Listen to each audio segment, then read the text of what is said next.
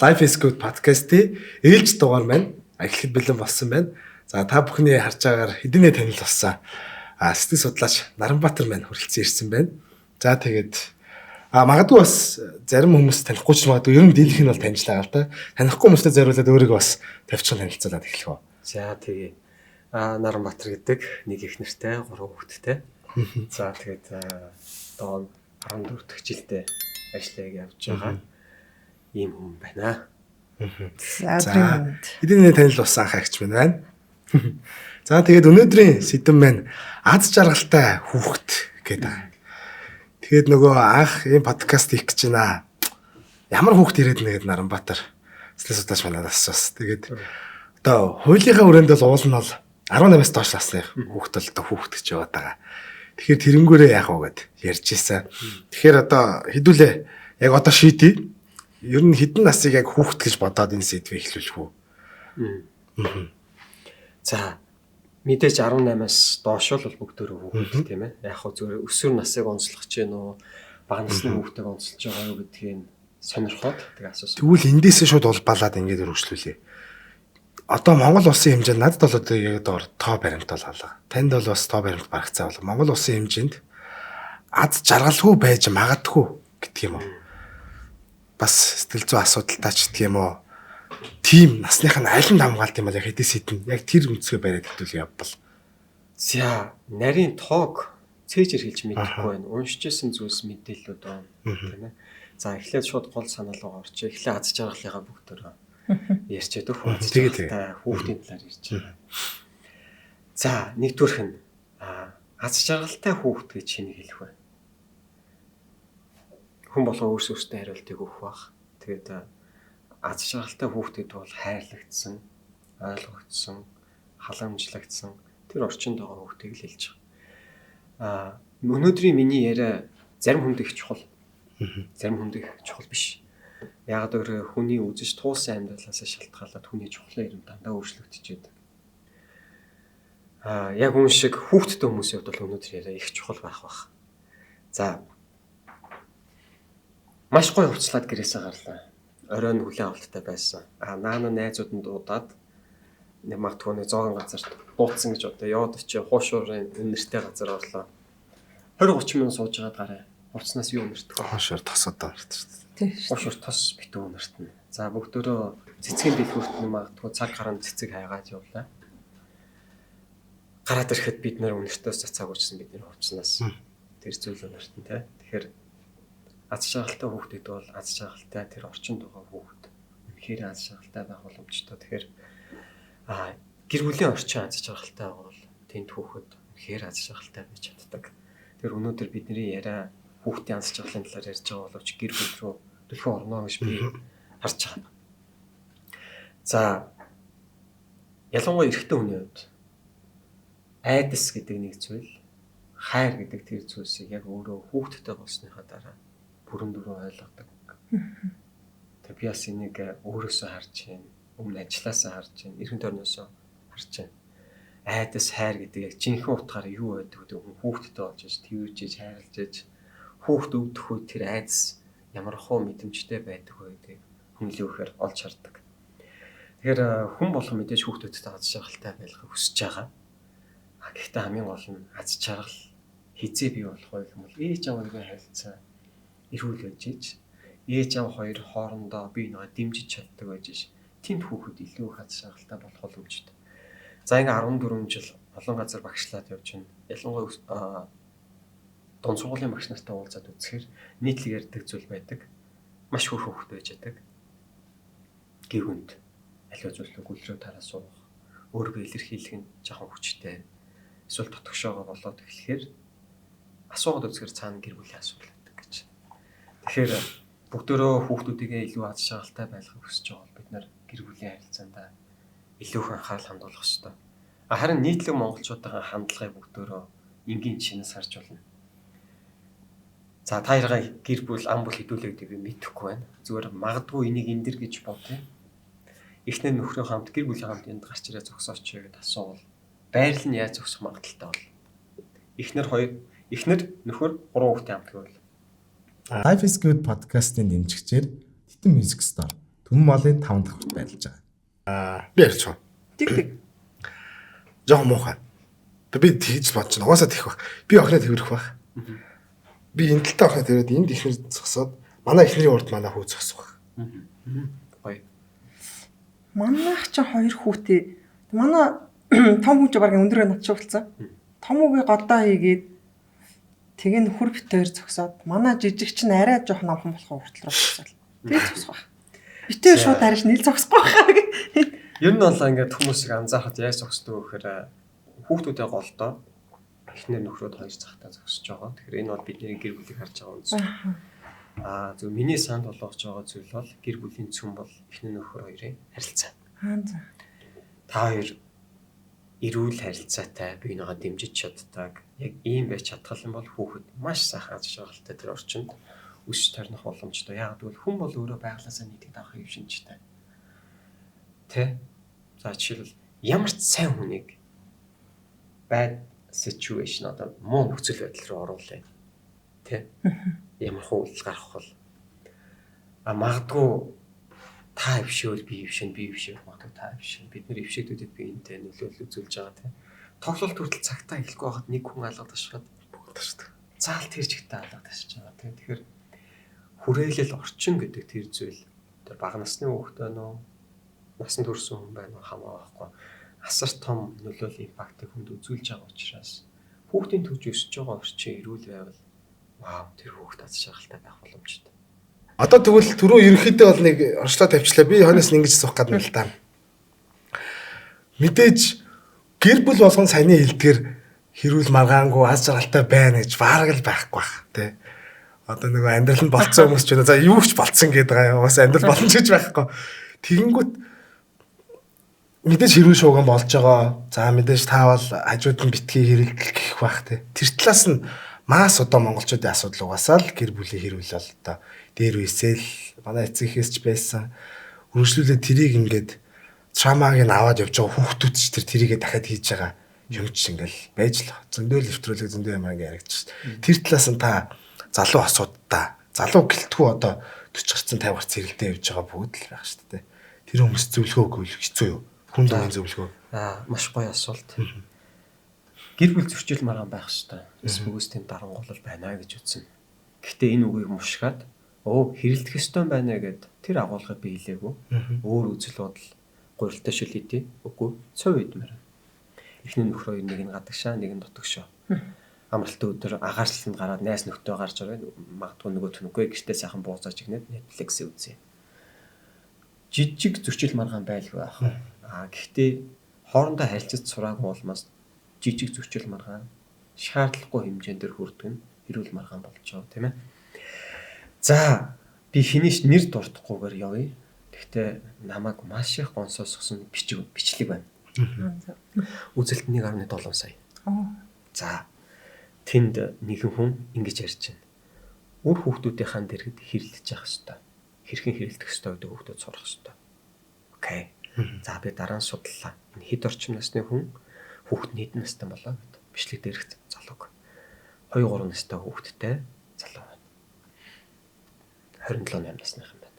За одоо надад асуултаа та яриасаа. Ууранда хизээч хэлье гэж бодож байгаагүй үгсээ эхнэр мөн нөхөртөө хэлжээс удаа байгаа юм. Зүгээр ууранда. Тэгэд дараа нь I didn't mean that boy би тэгж хэлхийг хүсээгүй. Ууранда альжлаа. Тэгвэл тэр үгийг таны 2 настай хүүхэд 3 настай хүүхэд сонсохдоо миний ээж аав хоёр уурандаа тэгэлжлээ гэж бодно гэж юу? Эзэж тийм байхгүй.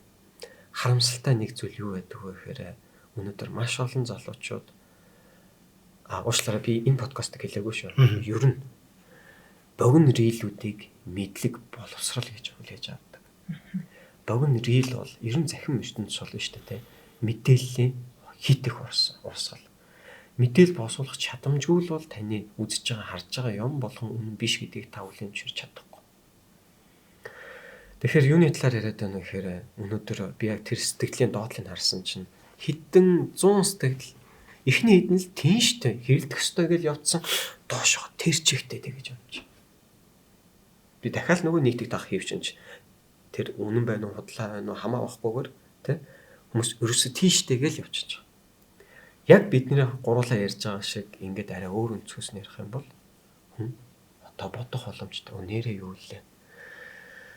Тэгэхээр саяхан бид хоёр ярьж ирсэн байхгүй багт нь. Би одоо 3 хүүхэдтэй. 2 хүн маань одоо өсвөр наслуу орж байна. Баг маань 5 настай хүн, хүүч байна, охинч байна. Энэ гурвыгаа би ач жаргалтай байлгахыг хичээдэг. Эр хүний хувьд миний хамгийн түрүүний нэг чухал зүйл бол нийгэмд хүлээмж шүргдэж алга тавьшуулах бол биш. Одоо бол энэ хүүхдүүдийн зөвсгөл нэг тийм нэр хүндтэй сайхан аав тэ байхыг хичээж байгаа. Гэхдээ дахин хэлье.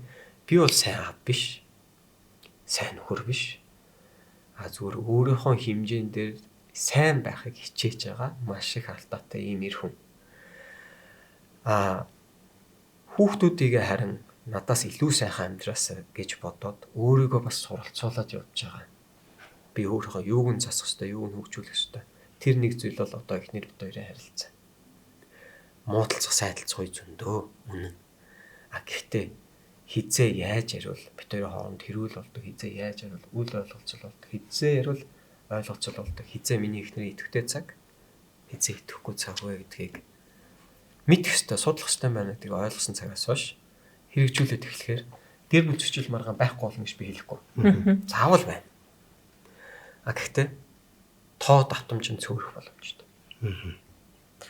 Яг гэр бүлийн нэрч яг маргаан гэхээс илүү нөгөө үзэл бодлоо өөрсдийнхөө үзэл бодлоо илэрхийлж байгаа нэг хүчирхийлэх газар чинь нэг яг өөрийнхөө үзэл бодлыг илэрхийлж байгаа үйлдэл байгаа даа шүү дээ тийм. Тэгэд яг нөгөө дөрөвний хэлдэг дээр бодож байгаа байхгүй. Хаагч бодсноо. Нөхрөө нөгөө юу өөрөлээ? Төгсөөгүй бахта уурандаа муухай үгээр хэлжсэн үгээд. Тэн дээр танд хариулт байгаа юм. Хэвээ олон жилийн өмнө хэлжсэн юм бол одоо сүүлд ч нөгөө хүүхдээ томроод нэг тэр нэг тэгж амар би нэг чи тэгсэн гэсэн хэлчихээ. Тэгээ чи нэг ингэсэн юм шүү. Үн чинь ингээл үздэй гэдэг. Маргаан чи нэг иймэрхүү хэлбэрлэл орсон. Нэг амар гомдоош момдоош тэр хэлбэрлэл. Гэтэ одоо нэг тийм одоо ерөөсөө та хоёр тийм ер нь ийм хүртлээ нэрвдэхгүй байгаа. Тэр чинь нэг болчт юм байна. Нэг 10 хэдэн жил амьдраад ирэхэр чинь одоо энэ дээр би өөрөөсөө шууд асуух гэж тийм байна. Энэ нь эрүүл харилцаа юу? Ийм байхгүй юу? За, гэрлэлт бол ерөнхийдөө хамгийн энгийнээр тайлбарлая. Танго. Танго бүжгэл сурах. Анх бүжгэл сурч байхад бид хоёр биенийхөө хөлн дээр гიშгэн. Өвдөхөө. Өвдөн. Зөв. Би нэг хөл дээр гიშгвэл. Тийм биш шүү. Хис удаан хугацаанд бүжиглээд эхлэхээр юу вэ? Хин биенийгаа өвдөхгүй бүжиглээд эхлэв.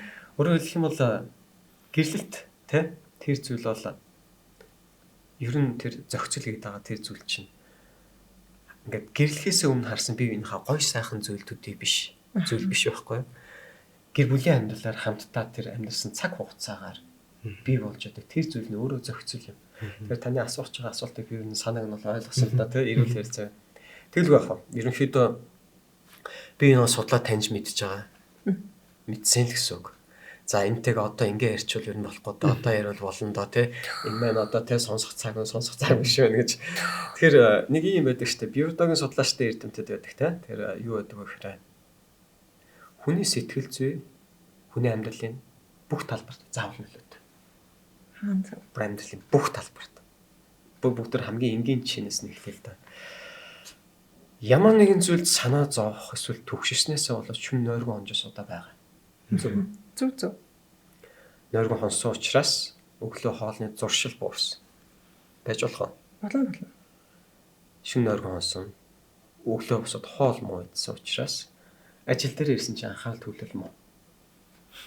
Бүтээмж муу. Хүмүүстэй харилцах гэсэн чинь жоохон хиг яв. Хийгээд. Тэр хүний сэтгэл зүй биднэрт тий амьдралын бүх талбарт яаж нөлөөлж байгаа. Нөгөө талаас эрүүл мэнд тий.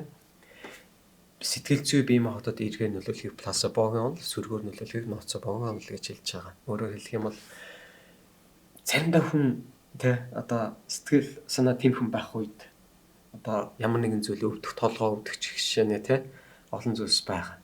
Тэгэхээр бүх зүйлстэй хамааралтай байгаа сэтгэл зүйрүүд байгаа тэр зүйлс маань.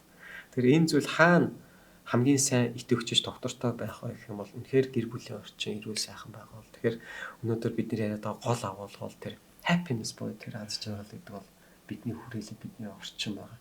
Тэгээд тэр хамгийн эрхэм найнтай орчин бол тэр гэр бүлийн орчин. Тэгээд тэр гэр бүлийн орчныг эрүүл аз жаргалтай байлгахын тулд хин хамтдаа л хичээх хэрэгтэй. Өөрөөр хэлбэл хинт хамтдаа судлах хэрэгтэй л гэсэн үг бий байна. Тэгэхээр энийг товчлно гэдэг ойлголт байхгүй боломжтой. Судлах боломжтой. За ингээ хүмүүсээс ярьдаг шүү дээ. Ер нь бүхэн сэтгэл судлаач нар ярьдаг даа гэж хүмүүс боддог. Тэ эхнэрийгээ нөхрийгөө сонсоорой гэж хэлдэг. Тэ оо тийштэй эхнэрийгээ нөхрийгөө сонсох хэрэгтэй хүмүүс ярьдаг. Гэхдээ сонсно гэдэг яг юу гэсэн үг юм? Ойлгох юм лөө. Сонсно гэдэг бол төрүүлж ойлгох гэж оролдохыг хэлэхгүй харин төрүүлж ойлгох гэж оролдохыг сонсно гэж ялж байна. Өөрөөр хэлэх юм бол альва хүмүүс харилцаж байгаа хүнийхээ нүүрний хөврлөг 27.2 км/с-ийн урттайгаар унших чадамжтай. Дуртай байна уу, дургүй байна уу? Гэдэг чи бид байна уу, дапалаад байна уу? Бүгдийг мэддэг. За жишээлбэл та нэг юм жишээ байна уу?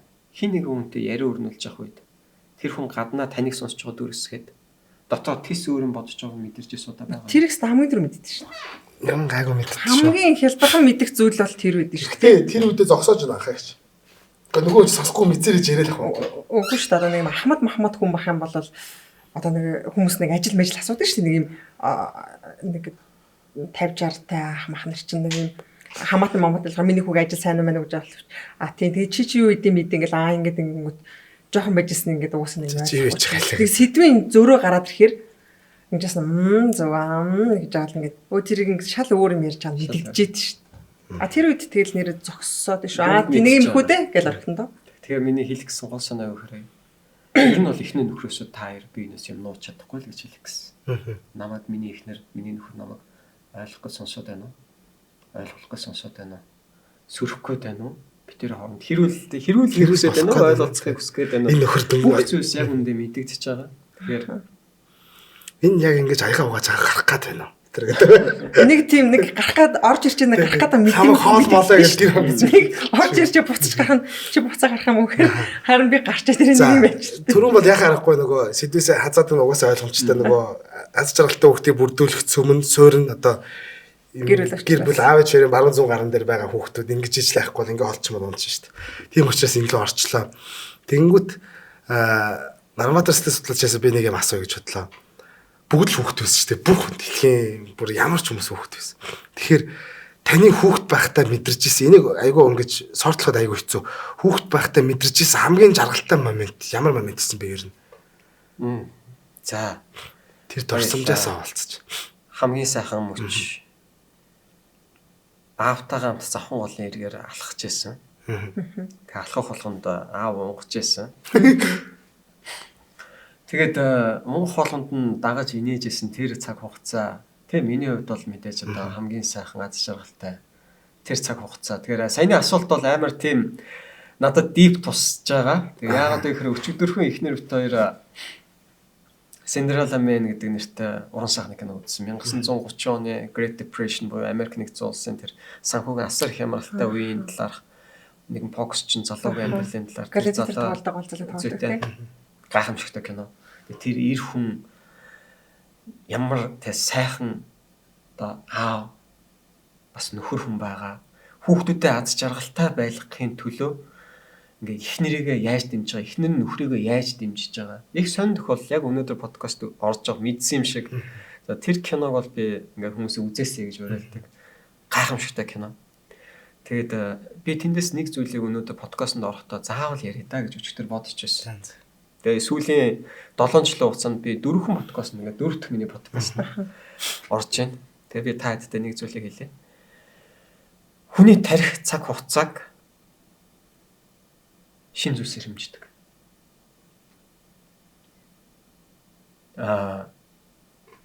Тэр нь юу гэсэн үг вэ гэхээр бидний хувьд цаг хугацаа асар хурдан өнгөрч байгаа одоо. Monday through Friday нэгдгээс 5 дахь бид нэр ажиллаа хийж байна. Хагас сайн бүтсэн өдөр орон гэрээ ажил бүтсэн өдрөөрөө бүгд нийтээр хүүхдүүдээ усанд оруулж байгаа. Инх хооронд бидний 7 хоног өнгөрч байна. Харин бидний хүүхдүүдийн хувьд бол өөр. Анхны 1-р анги, анхны 2-р анги, анхны болцоо, анхны үнсэлт тэ бүх зүйлс нь бидний хүүхдүүдийн хувьд цоош нь анхны дурсамж болж байгаа учраас шин зүйлс учраас маш удаан урт удаан тэ тэр дурсамжийг ингээд таны хүүхдэд үлдээж байгаа. Тэгэхээр би одоо саяны асуултанд дээр эргээд харахад аавтайгаа өнгөрөөсөн тэр алхаж исэн цаг хугацаа бол тухайн үед нэг хэдхэн минут. Гэхдээ миний хувьд 7 настайг үеийнхаа би юу ч санахгүй байна. Би 7 настайхан зөвхөн аавтайгаа алхаж исэн тэр үеийг л санаж байна. Өөр 7 настай байсан 365 хоногоос би юу ч санахгүй. Тэр аавтайгаа хамт голын эргээр анх удаа алхаж исэн тэр шинэ мэдрэмж надад хамгийн гайхамшигтай сайхан дурсамжийг үлдээсэн. Тэгэхээр бид гурыг үзээ сууж байгаа эцэг эхчүүд маань ч гэсэн хүүхдүүдтэйгээ хамтдаа тийм гоё аз жаргалтай цагийг тэ аль болохоор их өнгөрөөгөөс онцгойлон 12 наснаас доош насны хүүхдтэй байгаа бол тийм ээ 12 нас хүрэхэд та хүүхдтэйгээ одоо нийт чанаалаг цагийнхаа 75% нь аль хэдийн өнгөрөөгөө дуусчих чинь гэсэн үг шүү дээ тийм 18 нас хүрэхэд 95% байдаг тийм ээ уншижсэн баг. Тэгэхээр маш эрхэм найдан тийм гоё цаг хугацаа тэр цаг хугацааг тэгж тийм ингээ хүүхдүүдтэйгээ гар утастай биш хүүхдүүдтэйгээ зарцуулаарай. Тэгээд би бас яг энэ утас харахаар бодогдож байна л да. Гар утас хэзээ хамгийн сайн цэнийг авдаг мэдхүү. Гар утас яаж цэнэглэл хамгийн сайн цэнийг авах вэ? Оролдохгүй л цэнэглэл. Тэгээд юм. За гар утасныхаа airplane mode дээр тавих юм гар утас хамгийн урт сайн цэнийг авдаг. Бид нар ч гэсэн бас яг адилхан. Гар утас гэдэг тэр зүйл бид нарыг өнөөдөр хүүхдүүдтэй өнгөрөх цагийг маш их хулгайлж байгаа. Хитрхи их notification мэдээллүүд, хитрхи их бусдын талаарх бодлууд, хитрхи их богино хэмжээний рилүүд өнөөдөр бид нарт хамгийн үнсэнтэй зүйлтэй цаг зарцуулахад маш их садаа болж байгаа. Гэхдээ харамсалтай нь бид нар эндээ addicted буюу аль хэдийн ингээд донтод орцсон те өглөө босоод эхнэр нөхөр хүүхдтэйг мэдлэхээс урдчлаад бүгд төргөлээд гар утсаа харж л байгаа бол өнөөдөр та бидэнд донтолдог гэдэг асуудал байна л гэсэн үг шүү дээ те. Тэгэхээр миний хэлэх гэж байгаа гол санаа бол те гар утсаа airplane mode дээр тавьж байгаа шиг бид нар ядаж 7 хоногийн нэг өдрийг тэр мод дээр тавиад гэр бүлдээ засчулж чадах юм бол вау. Ажил итвэх бүх зүйл маш сайн бүслээ. Яг одоо сэтгэл судлаач хүний үүднээс та энийг уриалга болоод одоо хүмүүстэй хэлвэл одоо жишээлбэл би ч гэсэн одоо энийг ингээд одоо мэдээл юм л та тийм ингээд яах хэрэгтэй гэдэг гівчиг хэрэгжүүлж чадчихаа бай тийм. Тэгэхээр яг энэ дээр одоо та нэг хэвлэл. Гэхдээ энэ хэсгийг ингээд бидэд нөгөө монтажлаад дараа нь рил байдлаар оруулах. Яг тийм хэсэг болгоод та бараа камер харж хэлж байна. Яг хоо би зүгээр тэр нь ямар ч сэдв байлаа гэсэн. Магадгүй стресс тайлах. Магадгүй ямар нэгэн шин дадал зуршлыг өөртөө бий болгоё гэж хүсэж байгаа бол нэг 3 энгийн арга байвал маш их амархан. Нэгдүгээр нь тодорхой болох хэрэгтэй. Тэр нь яг юу юм? Тэ? Стресс тайлахад та юу хийвэл хамгийн сайн стресс тайлагдана. тэрийг тодорхойлох магадгүй. Яг тэр шиг одоо энэ гар утсаа болоод би ер нь хүүхдүүдэд яг нэг өдөр бүтэн зарцуулдаг баядаа гэж бодож байгаа л тэрийг маш сайн тодорхойлох. Хоёр дахь нь амархан болгох. Амархан болгох. Одоо жишээлбэл бүтсэн өдөр юу хийвэл гэр бүлээрээ хийвэл танд ч амар таны гэр бүлд ч амар их юм. Гурав дахь нь тэр үнийгээ 7 хоног болгон тогтмол болгочвол шууд ирнэ. Тэрнээс биш нэг шөнийн дотор итгэр бүх зүйлс засагдахгүй гэдгийг би мэдж байгаа. Мэдээж ойлгож байгаа. Тийм учраас бид гурван яриаг сонсож байгаа хүмүүс үнэхээр л яг тэг гэр бүлдээ хүүхдүүдэд цаг гаргаад миний хамгийн чухал цаг юм байна гэдгийг ойлгож л байгаа бол яг нэг өдрийг гаргаад тэр нь тодорхой аль нэг өдөр юу хийх нь тодорхой. Гэхдээ тэр хийж байгаа юм болж игэл юу байвал сайн. Амархан байвал. Хин нэг стресстүүлээд байхаар биш. Хин нэг стресстүүлнэ гэдэг бол заавал хэмжээний мөнгө орох хэрэгтэй биш ээ гэсэн санаа шүү дээ, тийм.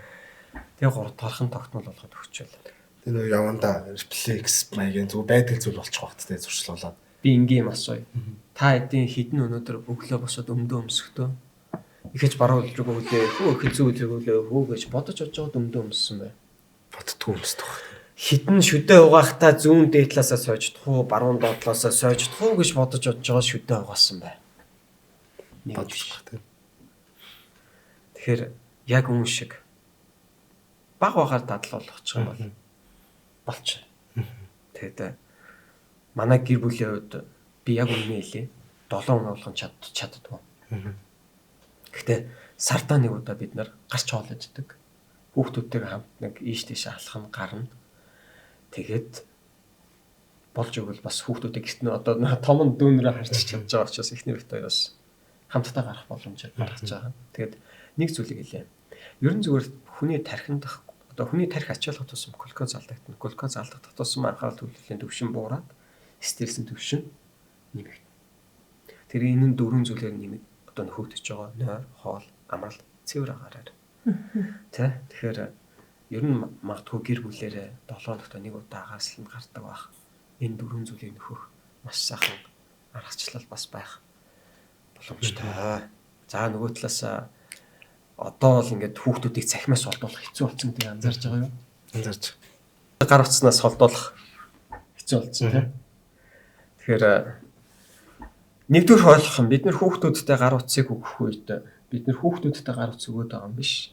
Харин дэлхий бидний хүүхдүүд рүү орох боломжийг бид нэр дэлхийд өгч байгаа. Тийм учраас нэгдүгээр нь parental guidance гэдэг юм эцэг эхчүүдийг ашиглаасаа гэж хүсэж байгаа, уриалж байгаа. Хоёрдугаарх нь минутын хязгаар тавьж өгөөсэй гэж хүсэж байгаа. Тодорхой болгоод өгчих юм бол хүүхдүүдтэй анхнаас нь тодорхой болгоод өгчих юм бол тэр донтол гэдэг зүйлээс зайлсхийх боломжтой. Гуравдугаарх нь эцэг эхчүүдийн санал болгодог нэг чухал зүйл бол ер нь бага насны хүүхдэд богино хэмжээний рил үзүүлэхгүй байх нь зүгээр. Өөрөөр хэлэх юм бол рил гэдэг бол 90 секунд өгөхөр. 90 секундаас дотгошоогоо рил байн үзэж байгаа хүүхдэд анхаарал төвлөрөх чадвар маш муу болдог учраас та болж өгвөл бүтэн хэмжээний одоо тэ хамтдаа суугаад үзүүлэх зүгээр. За одоо бол дунд хүү маань мэрэгчл сонгох руугаа орж байна. За. Тэгэхээр дотроо миний зүгээр харж байгаа юм төгөлтөр хуурчин талаар кино хамтдаа үзээд миний хүү юу мэдэрч байна те энэ киноноос юу ойлгосон яасан магадгүй өөр юм кинонуудыг тэгээд тэндээсээ те хамтдаа ярилцах тэр боломжийг гаргаж байгаа. Тэгэхээр би одоо бол ер нь эцэг эхчүүдийг девайснаас хүүхдүүдийг байн хол байлга гэж уриалж чадахгүй. Яхаагүй амьдралынхаа хэсэг гэрийн даалгавар бол тэрнгээр өгöd байгаа юм чинь те. Тэгэхээр зөв цаган дээр нь хязгаартай үзэж гарч байгаа юм дээр parental guidance-тайгаа байгаарай. Нөгөө талаасаа хүүхдийнхаа юу үзэж гарч байгааг та мэддэг байгаа ч гэж хэлэх хүсэж. Нэг нь тодруулж чадахгүй юм чинь хамт үзээд тэгээд буруу зүйл ойлгосон бол тэр нэг нь те зас залуулах. Зөв сонирхолтой санагдаад асууж байгаа. Сэтгэл судлаач мэрэгжилтэй аав байх давуу тал нь юу гэдэг вэ? Сул тал нь юу гэдэг? Тэгж заавал хариулахгүй нэг бодол энэ гоё энэ муухай гэж хариулвал боломжтой. Давуу тал сул тал гэж мэдгүй нэг юм үг байдаг штэ. Уулын оргил дээр байгаа хүн уулын билийг сайн хардаг. Уулын биелд байгаа уулын билийг сайн хардаг гэдэг шиг. Би өөрөө харж сайн мэдэхгүй байна. Давуу талын ч мэдэхгүй байна, сул талын ч мэдэхгүй байна. Гэтэ би гэртээ хизээч сэтгэл зүйч байж үзээгүй. Яг зөвхөн аавынхаа ролоор л байж байгаа. Тийм. Тэгэхээр гэхдээ нэг юм хүсвэсэг нэг юм байт юм байна. Тэр юу гэхээр ингээд хүний нэг илэрч байдаг штэ. Instagram, Facebook илэрч. Тэрэн дээр байдаг зүйл бол ерөөсөө л яг миний салбарын юмнууд зөвхөн ингээд битүү гарч ирдэг. Зарим хүмүүсийнх дээр одоо ингээд бензиний түгээлтч байдаг юм уу, уус төрч байдаг юм уу тийм байдаг. Тэ над дээр бол ерөөсөө тийм нэгч байдаггүй. Тэгэхээр тиймэрхүү юмнууд бол мэдээж гарч ирж байгаа учраас тэрүүнгээрээ нэг нөлөөлөгдөх юм бол байгаа бах. Тэ. Өөр мэдрэл бас нэг юу байдаг хлаа. Бас нэг ямар нэгэн байдлаар яг хүүхдтэй харьцаад юм төвчээртэй байдал ч юм уу тийм байдаг л тийм. Би өөрөө амар сайн төвчээртэй гэж хэлж чадахгүй. Гэхдээ тий хүүхдүүд маань надтай ярилцах дуртай. Ер нь манай мэдээж эмэгтэй хүүхд тодорхой. Хоёр ахын ч гэсэн ер нь ярилцах дуртай. Тэгээд би үзэл бодлын сонсох дуртай. Яагаад? Тийм үү? Ийм. Окей. Аавынх нь бодлороо л ийм. Чи энэ талаар бодож үзсэн үү? Ингэж бодвол ямар хуу байна? Гэж ярихаар хүүхдүүд цаанаас ярих хүсэлтэй байдаг. Тэрнээс наа чи ийм байдیں, тийм байдیں гэдэг нэг ярихаар тэнд хүүхэд зогсдог. Креатив сэтгэлгээр тэр зүйл бүгд тэнцээ зогсож байгаа. Тэгэхээр хүүхдэд өөрт нь гоё бодох, алдах боломжийг өгөх зүгээр. Тэгээд яг үүндээ одоо эргээд хүүхдүүдээр харахаар эхний хүүхдүүдээр би өөрөө зөндөө их алдсан. Аав хүний үднэс. Тэ. Маш их алдаа гаргасан байт юм байлаа. Эхний хүүхдүүдээр миний хамгийн их гаргасан алдаа жижиг алдаа болгоно юм биш засдаг байсан. Тэгэхээр хүүхэд бүх юм дээр зөвшөөрөл ирэл хийдэг. Тэгээд баг зэргийн амьгаа. Хоёр дахь хүүхдээр бид нар алдаагаа засч эхэлсэн. Алдах боломжийг нь тий олгож эхэлж байгаа. Тэрнээс биш хүүхдийн жижигхэн алдаа болгоныг нь засаад байх юм бол хүүхдийн идэвхийг нь байхгүй болгодог. Тэгэхээр мэдээж засах зүйлтэй засах хэрэгтэй. Гэхдээ жижигхэн зүйлдээ бүр алхам болгон дээр нь биш. Тоос олж чи ингээс оруулахад яад ингэ загнаад байх биш. Миний хүн ингэчвэл бүр дээр. Гэрийн даалгавраа хий гэж хэлчихээ хийнгүүт очиод хийгээ сууж хахад нь ямар муухай бүгдийг сууд эвтэйхэн хүн шиг суугачжээ. Тэ? Хоол хийж ин төмсөө эвтэйхэн арилгачжээ. Жижиг юм болгоныг нь ингээд байх юм бол хүүхэд юм хийх гэхээр ээж аваа намайг юу бодож байгаа. Би энийг буруу хийчих болов. Тэгээ хүүхдийг үнэхээр л аз жаргалтай өсгөхийг хүсэж байгаа бол засах ёстой зүйлэн засах ёстой зөв. А гэхдээ жижиг алдаа болгоно юм бол бас биш. Нэстэ айгаа гол point боллоо. Төвлөрөөс гэсэн юм шүү дээ. Танаа хүүхдийн чамтай хэр нэлээд ярих уу? Манай талаар айгу Хүн нэг тасаа. сэтгэл зүйч хүнтэй ярьж байгааг бас юм шичээ. Юу яагаад манай хоёр хүү болохоор надтай л ярих дуртай. Юу би өөрөө яриа болох ч тийм ингээд түнсөөр асуусараа тгээс нэгээс ярьчдаг байхгүй юу? А тэгэхдээ манай хүүхдүүд тэр англиар бичсэн тэр юунуудыг эсэмсээ одоо бичсэн өдрийн нэлбэр аавар айгу харахдаг гэдэг байхгүй юу? Аав бүр гахаад аавар зургийн дараа болсон. Тийм харин тийм биш дээ. Би ч одоо их хатууш хэрэг дагаад ах шиг байдیں۔ Тэгэл ингэж тийм болоо эрэгтэй хүүхдэд ингэ айхтарх хэлцээр харцах хэрэггүй гэдэг ярьцчаад гэдэг юм уу. Би уул нь бол ингэ байнга ингэ тийм тань шиг нэг хүүхдэд ярих хэрэгтэй юу? Нэг бол өөрсдийн хол баягаар байх хэрэгтэй юу? Юу нь ярьж ивэл бол илүү хэрэгтэй. Эрэгтэй үнтэй арай өөрөө. Надад манай хүүхд илэргүй юм шиг манай хоёр бол бүхэл нууц ярьдаг да. Аавтаа бол тийш. Ингэх ёстой, тэгэх ёстой гэж юм буруу. Ааха. Миний бодлоор. Одоо ингээд ер нь зүгээр эргэн тойрны хүмүүсийг өмнөх ажиллаа хийдэг байх хугацаанд үйлчлэгчтэй ингээд анзаарч байхад гэр бүл болгонд онцлог бий. Хоорондоо харьцах арга барил гэж бий. Онцлог гэж бий. Тэгэхээр таад өөрийнхөө арга барилаараа те явхад нэх буруудаад байх зүйл байхгүй. Гол нь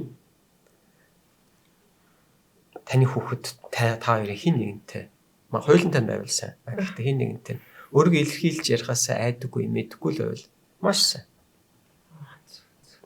Бүр яриа болчихно гэдэг чинь л хамгийн том асуудал тийм. Аль алинтай ярихгүй бол. Альч насан аа. Одоо манай том ихтэй олон чулуугал. Товч хийдтэй. Манай том ч 10 ихтэй. А баанаа. Яа наа 11-тэй дугаалчих жоо. Оо харин айгуу ингээ хариулт нэг цөөхөн болоод байгаа. Би ч нөгөө байнга ядуулахаар оо явсан. Оо тэгсэн. Оо тэгсэн. Шилжтэй нас чи 11 вэ нөө? 12 вэ нөө? Одоо бүр хэлж хийж болно. Өмнө нь 13 гэж байдаг байсан тий. Одоо миний хүү ч гэсэн өндөр наваа наач байгаа. Би одоо чинь 41 өмсдөг. Манай хүү бас 41 өмсөж байна тий. Тэгэхээр нэг юм байна л да. Хүүхэд сая ярьсан шүү дээ 12 нас хүрэхэд ээж автайгаа өнгөрүүлэх чаналын цагийнхан 75% өнгөрч байгаа гэж. Хоёр хүүтэйгээ өсчин лөө алхлаа. Хөтлөх гэсэн том хүн маань мэдээж хөтлсөн. Яг. Донд хүүтэйгээ хөтлөх гэсэн чинь аа маяглаад байгаа чинь донд хүн. Хоёулаа хөтлөхөө байж хэлж байна. За манай хоёр хүүгийн хичээл өглөө 8-д ороод орой 6 цагт тарж орж ирдэг. Хамгийн сүүлийн төгөлдрөөрийн хичээлд ороод тэгээд орой 6-д гэртээ орж ирнэ. 6:30 гэж гэр бүлээр хоол идэнэ. За энэ бол манай гэр бүлийн дүрм. Заавал хоол идэх ёстой. Би нэг юм хэлэхээ заавал хэлэх ёстой байна. Тэр бол нэг гэр бүлийн дүрмтэй байх нь буруу зөв гэж хүмүүс ярьдаг. Би бол зөв гэж боддог. Гэхдээ жилд дээдл нь хоёроор тогтоох юм бол энэ гэр бүлд маш хэрэгтэй байдаг. Би ер нь ингээд олон үндэсний гэр бүлээс би тэрийг олж харж байна. Жишээлбэл манай гэр бүлийн нэг дүрм бол оройн хоолыг заавал хамтдаа идэх. Одоо л бид нэр яг тавуулаа. Анги дээр нь юу болов, юу мэдрөө, тэ аав нь өндөр ийм ажилласан, тэнд байсан. Бүх юма ярих цорын ганц боломж. Тэгэд тэнд гар утас байхгүй 100 унтраастай яг байнга ингэ сурцсан. Одоо хоол мөд бүгд гарч ирэл хамтдаа хоол идэл юу болов, яасан ийсэн бүгдийг ярьдаг. Хамгийн тийм зөв эрүүл гоё цаг хугацаа байгаа. Яг тэрийг хийж дуусаад 7 цаг өнгөрөөл хүүхдүүд гэрийн даалгавраа жоохон хичээл тэгэл уцаар найснастайгаа энэ тэрэ бичээл 8:30 гэл орондоо ороод тэгэл унтаж таарж байгаа. Тэгэхээр ер нь яг ингээ өсвөр наснд ороод ирэхээр ийм харилцаа орж байгаа. Хүүхдүүд ч гэсэн бас тийм ганц хоёр хүүгээр харилцаж байгаа хүүхдүүд байгаа. Нөгөө талаас илэн далангүй ярьдаг хүүхдч байгаа. Би бол хоёр хүү маань нэг айлын хоёр хүүхэдтэй тис өөр. Нэг нь бол хүмүүс дотгошоо ганц хоёр үгээр хариулна. дунд хүн маань болохоор бүх зүйлээ бүр илэн далангуугаас эзрүүлдэг хүн байна тийм ээ. Тэгэхээр яг хөө зүгээр гадагшаа дотгошоо гэдэг хамгийн том ялгаа бол stimulation difference байхгүй юу? Сэтгэлийн төвшин өөр, дотгошоо хүн ганцаараа бахта бүтээмж өндөр тий гадагшаа хүн бужигсан оффис бүтээмж илүү өндөр. Дотгошоо хүн ганцаараа бахта стресс нь илүү сайн тайлаад ах боломжтой бол гадагшаа хүн бүтэн олонтой бужигнаад явж байхдаа стресс нь илүү сайн тайлагдана. Тэгэхээр хүн болгоны л онцлог байгаа тий. Тэгэхээр тэр үнийг заавал хүчлэх гээд байх шаардлага байхгүй. Гол нь л та хоёрын харилцаа тий ойлголцож болж байгаа бол сайн байна. Би нэг сэдвээс хазаад ганцхан энийг асуухгүй байж болохгүй байгаад нь л та. Мэдлэл дотор орж иж байгаа учраас бас үзэж байгаа хүмүүс ч орж иж байгаа. Хүн өөрчлөгддөггүй гадагшаа дотгошоо гэдэг нь. За маш гоё асуулт. Хардаа. Мөнхийн маргаантай сэдв. За ийм учраас би ч гэсэн подкастт орох нь маш дургу. Ямар сандал 18 оноос хойш 25 7 жил би одоо миний дөрөвдөх подкаст. Ер нь хүнийг шүүмжлэх шиг амарх юм бол байхгүй. За дотгошоо гадагшаа дээр яг одоо хүмүүсийн маргаантай сэдв энэ дотор 16 зан чанар 64 зан чанар гэж хуваагдана гэж нэг маргаж. За нөгөөтл нь юуны талаар ярьж байгаа вэ гэхээр хүн эхийн эвлигээс төрмөгцөн 400 орчим сэтгэл зүйн шинж чанарыг генээр нь дамжуулж хоёр эцэг эхээс авдаг гэж ярьж байгаа зарим нь энэ 400-аас их зарим нь 400-аас бага. Ерөнхийдөө одоо банга маргаантай сэдв. Тэгэхээр өөрчлөгддгүү гэдэг дээр яг энэ нь туйлын үнэн хариулт гэж хэлээ. Би бол хэцүү байна. Аллыг нь ч би хэллээ гэсэн нөгөө тэдний дотор маргаан асар их хүрнэ. Тий. Зүгээр хэрвээ хувь хүний үзэл бодлоо би хэлж байгаа бол дотроо байгаа өөр зүйлс өөрчлөгднөхөөс биш сэтгэлийн төвшин гэдэг тэр зүйл үгүй болов юм үгүй байдаг юм байна да гэж одоогийн миний дүгнэлт бол байна. Би яагаад асууж байна гэхээр би одоо энэ дугаар дээр яг одоо энэ сэдвээр өөрийгөө шууд ярьч л та. Одоо хүн мантай ярьж удлаа манаа найз мэд гэж байгаа одоо шууд өөрийгөө л ярьч. Би өөрчлөгдөд байгаа юм шиг санагдсан. Би айгүй нийтч ер нь нэг юм баггүй. Гэхдээ сүүлийн үед дотгошоо болох гэдэг юм санагдсан. Тэгээд бодохдоо би угаасаа дотгошоо байсан болооч гэж бодсон байхгүй. Гэхдээ дотгошоо байсгүй байхгүй. Гэхдээ хүн одоо өдөө 30 хүрчиж өөрчлөгдөх юм багтаа ялгаа. Хартаа яг өөрчлөлт гэхээс илүүтэйгээр би бол бас ижлэхэн зүйлийг хэлэх гэдэг юм л да. Хүн болгоны мэддэг энгийн жишээг таталдаа бүгдөө Стив Джобс. Стив Джобсын цадиг гэдэг номыг та хэд маань уншсан бол өөрөө бичээгүй сэтгүүлч хүн бичиж байгаа тийм. Ингээ анзаарах юм бол ерөөсөө л өөрөө бол дотгошоо хоо. Тийм ээ. Ганцаараа байхдаа, гараашнда байхдаа бүтээмжүүдээ маш өндөр байсан. Гэхдээ маш их тайзан найзтай юм байсан. Хүмүүсийн умархаараа тий өөрийгөө илэрхийлэх чадамж юм байсан. Харин дадлаг сургуульд маш сайн байсан. Тэрний дараа тэр хүний тайзан дээрх яриа харизмтай байдал асар хүчтэй болж байгаа. Зөвхөн энийг ингээ харах юм бол дотгошоо гадагшаа олж таашаас дүгнж болох байхгүй.